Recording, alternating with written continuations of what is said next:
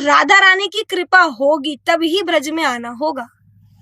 और साथ ही महाराज श्री बताते हैं कि ये ब्रज, इसको नॉर्मल मत समझिए।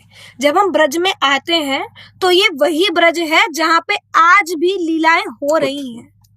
अब उसी लीला का हमने भी कृपावश अनुभव किया। कब? जब हम पूज्य बड़े महाराज श्री के साथ अभी एकांतवास होने के बाद बड़े महाराज श्री ने महाराज जी को ये वादा किया था कि मैं तुमको ब्रज 84 के दर्शन कराऊंगा, क्योंकि महाराज श्री पहले अपनी सेवा में ही रहते थे निरंतर, पूरा दिन उनका सेवा में रहना। 84 को उसकी परिक्रमा तो 15-16 सालों से हो रही है, लेकिन महाराज श्री ने कभी दर्शन किया नहीं था।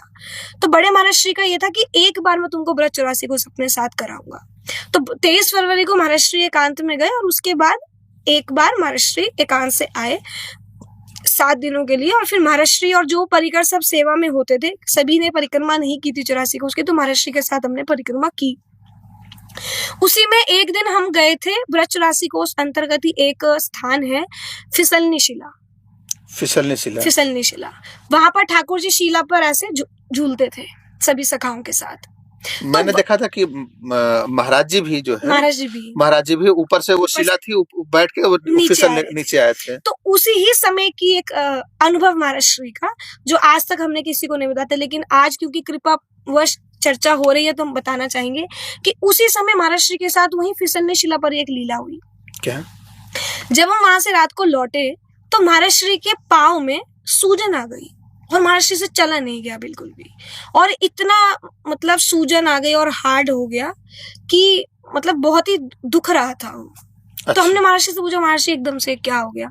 और महाराज श्री हंसे। और उसके बाद वहां से जब हम आए तो वापसी पर महाराज श्री अलग ही आनंद में थे, मतलब देख के लग रहा था कि कुछ प्रसन्नता, या कहते ना वो एक उनका चिंतन निरंतर उस लीला का अंदर हो रहा था। तो उस समय तो दर्द होना चाहिए जब स्वेलिंग कर गया लेकिन है। लीला है तो कहते हैं ना कि ये स्वरूप के अंदर भी तो एक स्वरूप है, जहां तक ये दर्द क्या होगा जब किसी ने प्रेम का ही कर लिया है, या जिसके लिए वो निरंतर जाप सदन भजन सब कर रहे हैं, वो चीज उनको मिल गई तो ये दर्द तो उसके सामने कुछ नहीं।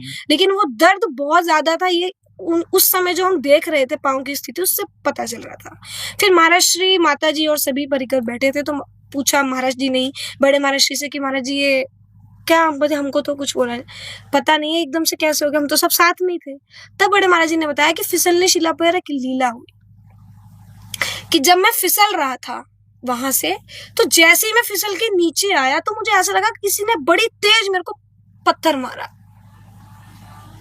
और पत्थर किसने मारा? जी, अब वो पत्थर किसने मारा? वो पत्थर मारा वहां पे ब्रज के जो बालक होते हैं, वहां पे 2 बालक थे।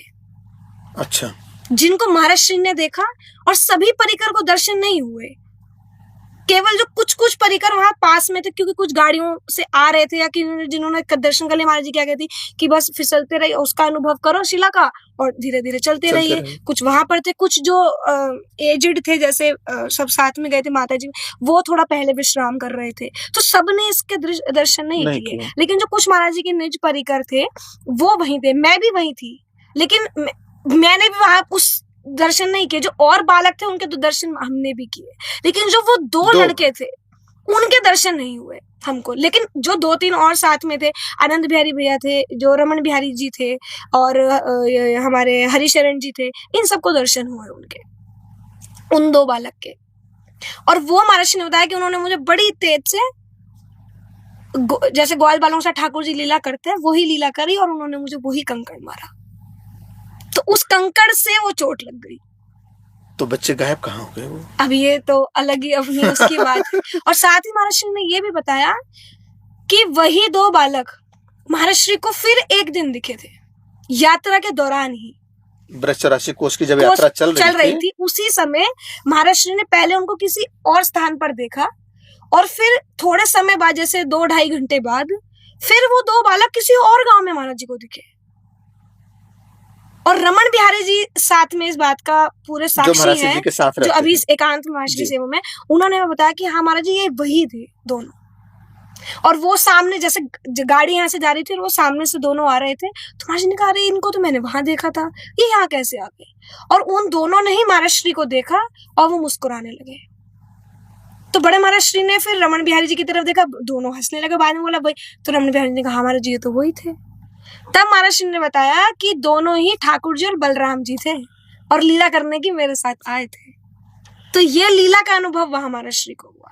तो आज भी इस ब्रज राशि कोष की जो पवित्र भूमि है, यहाँ पर नित्य लीला चल रही है, जो शायद हम अपनी नेत्रों से देख नहीं सकते हैं, लेकिन जैसे महाराज श्री बताते हैं कि संत तो पूरा दिन इन्हीं लीलाओं में रहते हैं, तो संतों को आज भी इन सब लीलाओं के दर्शन होते हैं।